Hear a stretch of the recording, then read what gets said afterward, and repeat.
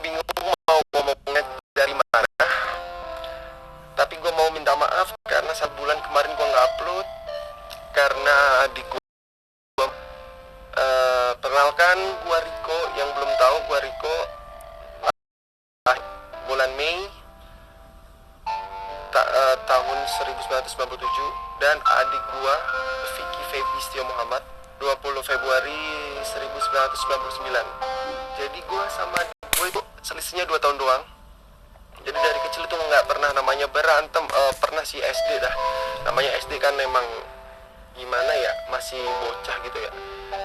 Dari SMP sampai gede tuh nggak pernah namanya berantem, terus ngambek-ngambek kan nggak pernah sama sekali, saling support. Emang dari kecil itu udah dididik gitu sih, kalau mau ngapain tuh harus berdua terus. Jadi sampai gede sebelum meninggal, ya nggak sebelum meninggal sih, udah gede tuh gue nggak pernah malu untuk meluk dia. Serius, kalau naik motor, naik apa, gue nggak pernah malu sama adik gue. Dia gendut, lucu banget orangnya. Terus kalau ngobrol-ngobrol sama orang itu langsung cocok gitulah. Gue nggak tahu gue mau cerita dari mana, tapi seingat gue tanggal 1 kalau nggak salah itu papa gue sakit. Emang dari dulu udah sakit jantung, tapi ini tuh beda, nggak tahu kayak gimana gitu loh. Pertama tanggal 1 itu papa gua, terus tanggal 4 itu mama gua,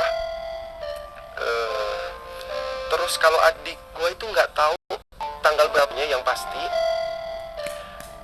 Gua inget banget tanggal 17 gua ke luar kota, gua beli pizza yang gede tomato tuh, karena dulu almarhum adik gua itu pernah ngerek, "Mas, ayo tumbas iki, Mas, ayo beli ini," bilang gitu. Oke, kalau keluar tantar beli ini, soalnya gue lahir di Jepara dan gue stay di Jepara. Jadi kalau mau beli apa-apa itu ya kayak contoh McD atau Pizza Hut itu nggak ada di sini, adanya pakai FC. Jadi kalau mau apa-apa itu harus ke luar kota. Nah di saat itu gue udah beliin, dia juga makan, walaupun dia tetap sesak, tapi tetap dimakan, yang nggak sesak banget, soalnya itu masih tanggal 17-an. Terus tanggal 18 gue jatuh sakit, satu keluarga jadinya sakit semua. Hari pertama yang gue rasakan itu gimana ya, panas. Terus ini yang gue rasakan ya, gue panas, terus meriang, terus kaki-kaki gue itu agak-agak ngilu. Tapi gue nggak batuk, gue nggak flu, nggak kepala pusing, itu nggak hari pertama nggak. Terus hari kedua gue udah demam, gue itu udah turun. Terus tanggal 3, terus hari ketiganya badan gue udah enakan, tapi kepala gue pusing banget. Terus kaki gue meriang. Terus satu keluarga diperiksa ke dokter, belum di swab, cuma periksa biasa karena kita nggak tahu nih, kayaknya sakit-sakit biasa gitulah. Tapi mama gue itu 1 minggu itu belum sembuh, masih panas, nggak bisa kayak mau nyapu, ngepel, masak itu nggak bisa. Nah hari keempatnya hari ketiga gue udah minum obat, udah semuanya udah gue minum. Badan gue satu keluarga itu udah agak enakan, tapi indera penciuman gue hilang, sama buat ngerasain apapun itu rasanya hambar banget. Nah dari itu gue mikir, masa gue positif corona apa gimana. Tapi gue ngechat teman-teman gue juga ngerasain kayak gitu, walaupun kita nggak pernah ketemu, udah lama nggak pernah ketemu, tapi yang dirasain sama semua, gue nggak tahu. Nah hari ke berapa ya, 1 mingguan itu gue semuanya tuh gue semua mau nyuci, mau ngepel, mau beli makan, mau apapun itu yang di rumah gue doang, karena emang yang sehat itu gue sendiri. Jadi kita tuh kamarnya beda-beda semua, jarang ketemu di bawah, kan kamar gue di atas. Ya ketemu, walaupun ketemu tetap pakai masker. Dan adik gue itu udah ngerasain sesek banget, kayak apa ya, kayak ngos-ngosan gitu. Tapi nggak, ini belum terlalu. gue rekomendasiin pakai oksigennya punya papa gue. Soalnya papa gue kan pernah sakit jantung, punya oksigen sendiri walaupun kecil tabungnya. Gue kasih itu, dia bilang nggak usah, boten mas, bilangnya gitu, nggak usah. Terus singkat waktu, satu keluarga udah agak sembuhan 2 mingguan kalau nggak salah, udah nggak enakan. Tapi adik gue itu malah nggak pernah panas. Awal-awal sakitnya itu nggak pernah panas, cuma badannya cuma ngilu, batuk, kepalanya pusing kalau nggak salah. Kalau nggak salah kepalanya pusing juga, gue nggak tahu. Tapi yang pasti itu dia batuk sama nafasnya itu agak berat gitu. Nah, udah 2 mingguan lebih kok adik gue nggak sembuh-sembuh. Terus dilarikan ke rumah sakit Kartini, namanya di Jepara ada rumah sakit Kartini, ditaruh ke rumah sakit Kartini.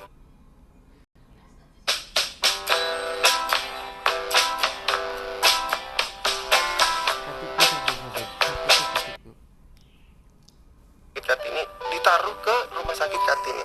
Kan idenya kan kayak full gitu loh, ada tempat kayak camping, kayak gitu. Dia dipasangin oksigen yang agak gedean, soalnya dia udah mau pakai oksigen di rumah pas hari pertama dia mau masuk ke rumah sakit, karena dia udah sesek banget. Siang-siangnya kan di swab tuh kalau nggak salah positif, gua lupa ingat, di swab positif. Tapi di sana itu nggak ada ruangan isolasinya, soalnya isolasinya itu gimana ya, full kalau nggak salah. Masih di camping itu, gua pernah bikin story yang di Instagram gua, gimana sih, gua agak-agak lupa, tapi gua ingetnya itu kayak persami gitu, biar dianya itu bisa semangat gitu loh, biar cepat sembuh. Soalnya keluarga udah sehat semua, tapi kecuali adik gua malah kok makin parah gitu, kayak gimana gitu loh. Gua gak tega banget sumpah. Terus siangnya gue pulang karena mobilnya tuh udah dipakai papa gue di rumah sakit itu. Gue pulang ambil oksigen yang di rumah pakai motor sendirian. Sono, terus gue nyetirin motor gue taruh ke sono. Terus pulangnya itu yang gue bingungin, oksigen yang dijual itu susah banget. Gue pernah ngantri oksigen sampai 2 jam berdiri demi adik gue. Makanya gue nggak pernah upload, gue nggak pernah kayak bikin story apa ataupun itu, karena gue masih fokus sama adik gue biar cepat sembuh gitu loh.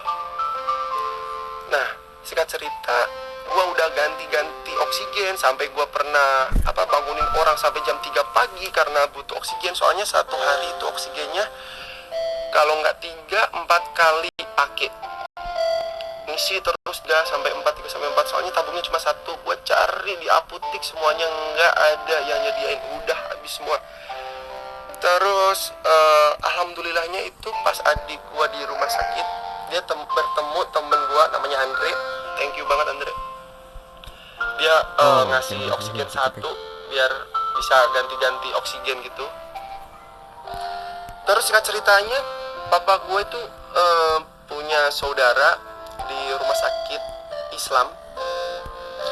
Nah, gue suruh tanyain semua, Vicky ini gini. SPO2-nya itu, yang buat nggak tahu, SPO2 itu oksigen di dalam darah. Itu di bawah rata-rata, biasanya 96, 97 normalnya. Kalau adik gue itu 70 berapa gitu loh.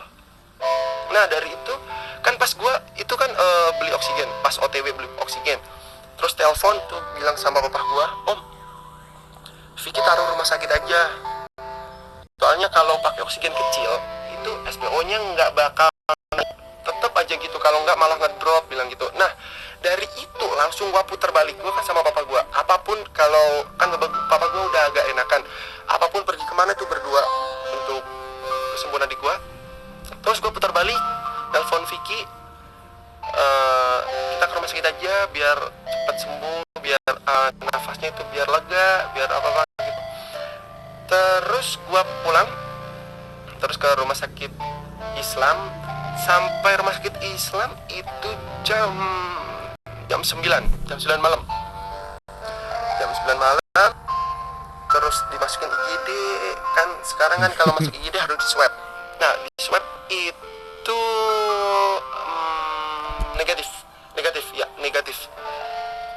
Pas isoma di rumah 2 hari, kan habis dari rumah sakit Kartini, terus di rumah itu cuma 2 hari, terus di RS Islam itu negatif di swab antigen. Gua nggak tahu kenapa kok bisa negatif kok cepet banget. Emang kesalahan atau gimana pas di RS Kartini gua juga nggak tahu. Gua nggak bisa nyalahin semuanya. Pokoknya itu negatif. Tapi di ronsen paru-paru, kalau di ronsen kan hitam semua. Tapi adik gua itu tuh ada bintik-bintik putih di samping-sampingnya gitu loh. Kata dokter sih ini itu bisa menuju ke COVID. Gua nggak tahu sih, tapi katanya dokter gitu. Tapi bisa dibilang dia juga sakit TBC, katanya bilang begitu. Gua nggak ngerti pastinya. Nah dari di IGD itu nggak dilayanin, yang dilayanin tapi agak lama gitu loh.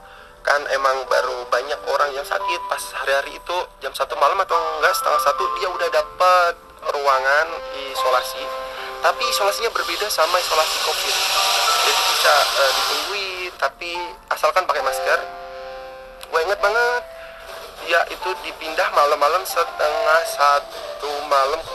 Gue sama papa gue kan belum prepare kan, apalagi papa gue sakit-sakitan, kadang nggak kuat, capek gitu kan, soalnya mondar-mandir sama gue masih muda, jadi gue ngantar papa ke rumah. Terus gue bawain apapun itu yang diminta di gue hari itu. Gue balik ke situ, terus dia bilang gini, padahal dia itu sakit loh, tapi dia bilangnya gini, mas, gue pulang wae, aku tanding gini dewean sih, esok isu bali om ini kak popo, mas pulang aja, aku sendirian di sini nggak apa-apa. Besok pagi kesini. Terus besok paginya gue ke situ, gue belum ke situ sih karena gue bangunnya siang. Tante gue udah ke situ dulu. Terus gue bawain apapun itu semuanya. Terus di hari yang kedua di rumah sakit Islam itu direkomendasiin sama saudara gue kalau dirawat di tempat COVID aja. Kenapa di COVID? Karena kalau di COVID tuh bisa terpantau CCTV gitu loh. Jadi mau apapun itu bisa langsung perawatnya gercep gitu. Kan gue kan itu kan masih ke isolasi TBC itu. Pas dia dipindahin, gue juga di situ. Gue giniin, semangat ya. Gue jempolin gini. Dia juga, siap mas, bilang begitu.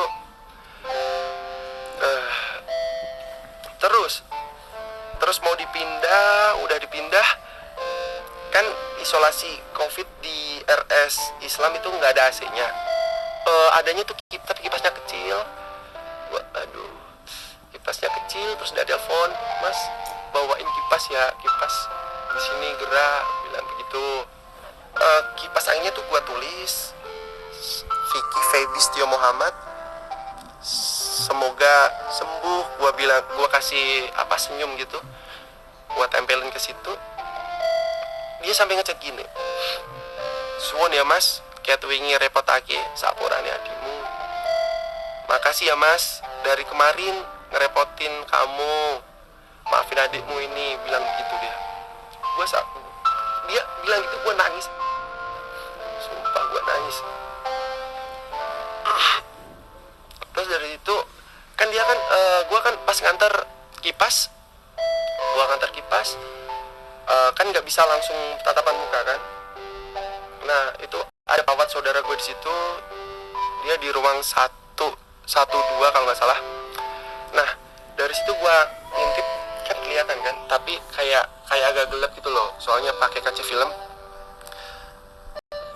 Nafasnya itu gila, gue ingat banget nafasnya itu kan pakai oksigen yang ada kayak plastiknya gitu loh, kempis gitu loh. Nah itu tuh sampai gini gitu. Gue lihat dia tuh sampai kayak gimana gitu loh. Kenapa gue kok sampai segininya gitu loh. Dia tuh nggak pernah namanya sakit tuh, nggak pernah dulu, nggak ada kayak riwayat sakit gitu loh, kayak apapun itu nggak ada. Tapi pas sudah dicek semua yang tanda tanya, bisa TBC, bisa COVID, tapi itu sampai ke apa ya, menjalar ke jantung gitu loh.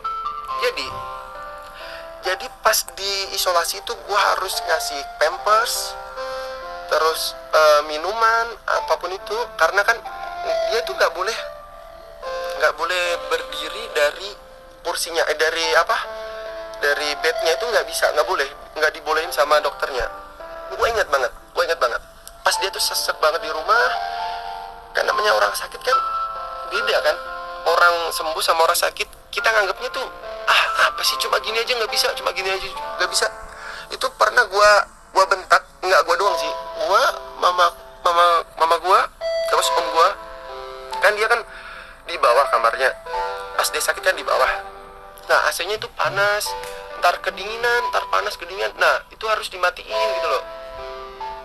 Pas waktu itu gua pernah bentak, oh sih gua kok rewel wae, patah ini udah pakai, ngapain sih rewel, dimatiin hidupin. Kita emang jadi orang sehat kan emang nggak ngerasain sakitnya kayak apa gitu loh, tapi dia ngerasainnya itu kayak gimana. Jadi itu yang paling nyesel gue, pas dia sakit tapi malah gue gituin gitu, gue kecewain. Nah singkat cerita, di rumah sakit itu hari besoknya kan pagi-pagi gue nggak bisa bangun. Gue telepon bapak gue suruh ke sono, tapi gue nggak bisa bangun. Jadi papa gue sama mama gue kesana, minta si 1.000 kalau nggak salah. Udah dikasih pagi-pagi. Terus papa gue ngeliatin jendela itu, kok nggak ada perkembangan, Vicky kok tambah begini. Nah waktu itu kan pagi. Nah gue ngechat Vicky, kan dia mau dipindah ke RS Kudus.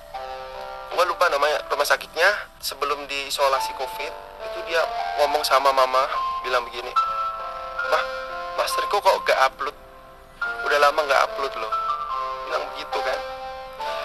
Nah dari itu mama gue ceritain ke gue, jadi gue bikin video. Gue udah ada video.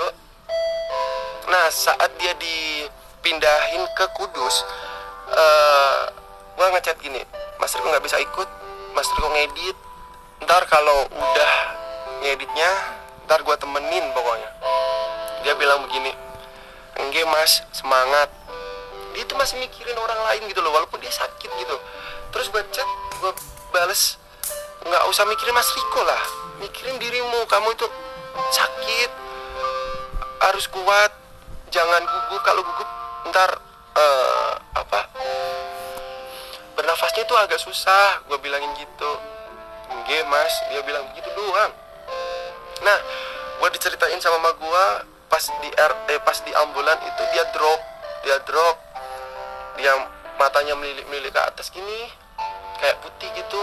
Terus dia tuh nggak sadar, dia katanya itu sampai marah-marahin susternya kalau nggak salah. Pas udah turun di IGD, mau turun tuh dia marah-marah, berontak. Dia tuh sampai kritisnya itu gue nggak tahu, gue nggak ada di situ. Jadi papa gue sama mama gue sama temennya papa gue sama mama gue itu nangis sejadi-jadinya. Terus nelpon gue pas gue baru ngedit di sini. Gue ngedit, papa gue bilang, "Vicky kritis." Dari itu gue langsung close semua. Gue nangis di sini kan, itu soalnya kan di luar kota kan, gue nggak berani nyetir sendiri ke sono. Gue nelpon om gue, "Om, ayo Om, Vicky kritis gini." Pada nangis semua. Terus gue OTW ke sono. Gue OTW berarti nyampe sana itu jam setengah satu.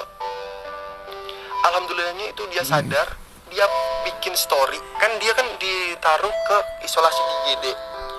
Gue baru turun dari mobil, gue lari ke sono. Gue nggak tahu kalau ruangan itu ibaratkan zona merah gitu, gue nggak tahu. Gue terobos aja langsung masuk. Gue tanyain, "Gimana kabarnya?" Gini. "Mas, sesak. Ini loh oksigennya." Kan dipindahin ke situ kan karena alat di Jepara itu nggak ada yang namanya HFNC kalau nggak salah. Itu oksigennya tuh gede banget. Terus dari itu 1:30 siang sampai malam gue sama papa gue tega, terus nomor 1 juga badannya yang kurang fit.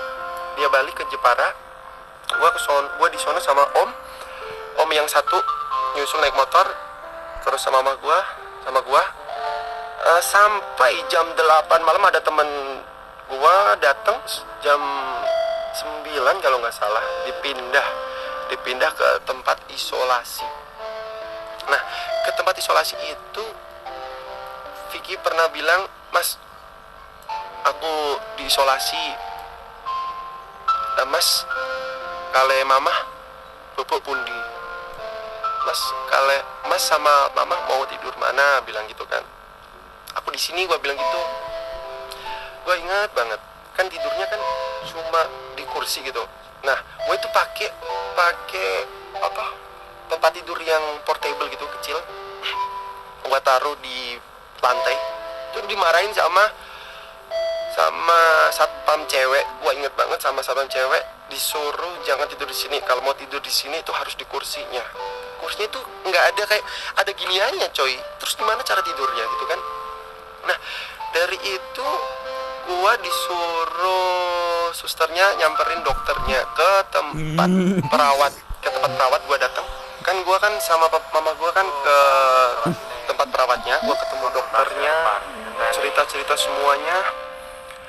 Kalau pakai alat HFNC itu orang biasanya itu sampai 96, 98, sampai 100. Soalnya itu paling kenceng emang itu HFNC, oksigen. Nah, adik gue itu cuma nyentuh 80 kalau nggak salah.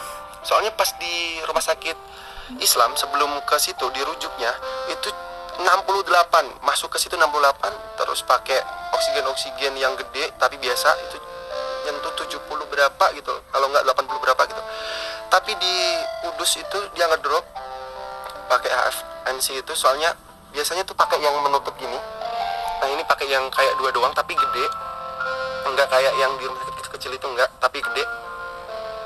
Nah, katanya bilang begini, disuruh pasang apa namanya, gue lupa, pokoknya gue inget banget dia bilangnya paru-parunya tuh ditembusin kayak pakai apa gitu, pakai selang gitu, gue nggak tahu namanya, lupa. Terus gue konsultasi sama bapak gue, gimana pasang gini, katanya dokter harus ini. Kalau enggak pakai itu, kalau jantungnya berhenti itu, kalau dipompa takutnya dadanya itu rusak. Nah, dari itu ke telepon papa, gimana Pak, Vicky harus pasang ini. Langsung papa gue bilang langsung tolak, bilang gitu, langsung tolak. Ya udah, ini gue tanda tanganin semuanya. Kalau gue emang nolak apapun itu, terus gue balik ke gue keluar dari ruangan itu. Gue bingung mau tidur mana, soalnya kasihan mama gue tidur di sini ntar gue takutnya sakit, apalagi kepikiran sama anaknya yang paling kecil. Terus gue cari homestay jam berapa, jam 1 kalau nggak salah, jam 1 gue cari homestay, dapat. Gue masih ngumpul sama temen gue sampai gue semangatin gini, sampai Vicky pernah bilang begini, "Mas, aku nggak kerasan, Mas, aku nggak nyaman di sini," bilang begitu dia kan.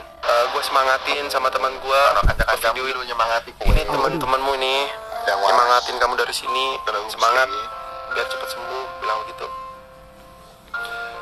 Terus dia bilang, "Turu wae, tidur aja," gitu. Dari itu terus kan gue udah ninggalin nomor, tapi yang gue bodoh banget, gue kasih nomornya papa gue udah nolak, "Jangan kasih nomor papa, ntar takut kalau ditelepon gini-gini." Nah, yang bodohnya gue kasih ke nomornya papa. 2:30 gue ditelepon, disuruh ke nemuin lagi ke perawatnya tadi, ditanyain semua. Terus ternyata Vicky udah meninggalnya jam 2:40 pagi hari itu juga, siang di situ, terus paginya meninggal di situ di RS Kudus.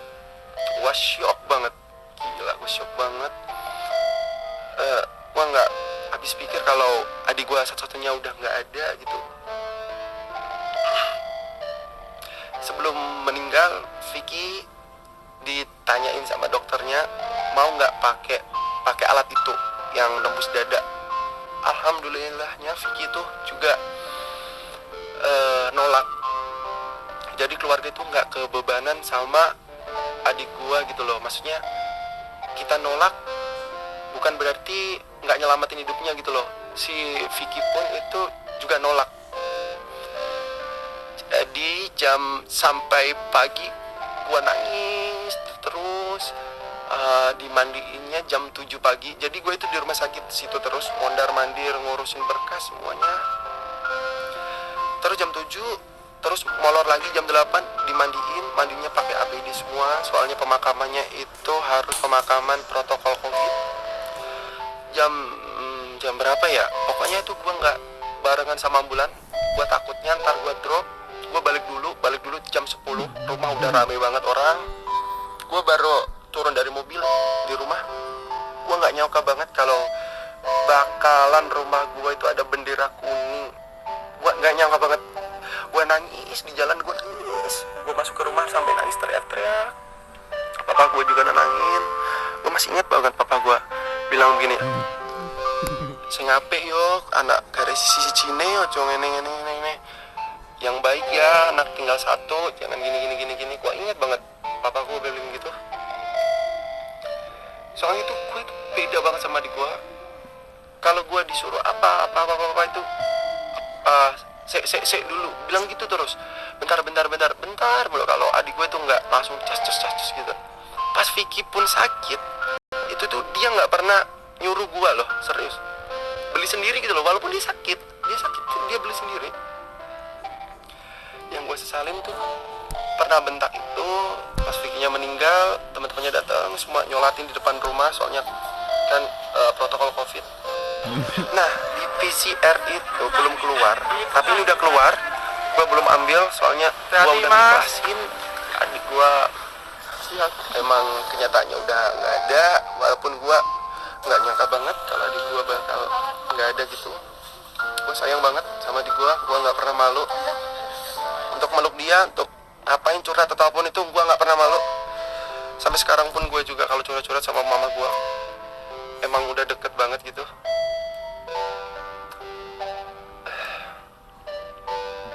Pokoknya begitu ya. Oke, maafin kalau 1 bulan udah nggak upload dan ini back to normal. Semoga bisa upload lagi. Dan tolong buat teman-teman atau buat kerabat atau apapun itu, kalau adik gue punya salah tolong dimaafin biar di sana tenang. Aku tahu adik gue itu baik banget sama semua orang, tapi namanya orang kan ada yang dendam atau apapun itu, tolong